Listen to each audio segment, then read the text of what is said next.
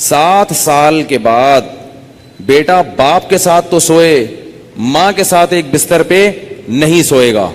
बेटी मां के साथ तो सोएगी, बाप के साथ एक बिस्तर पे नहीं सोएगी।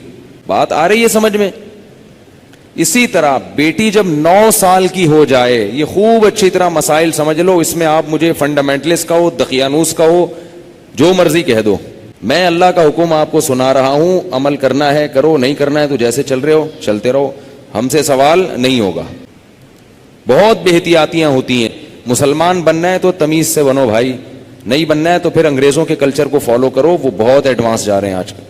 तो जब बेटी 9 साल की हो जाए तो बाप पर यह एहतियात लाजिम है कि वो उसको प्यार करने में एहतियात से काम ले।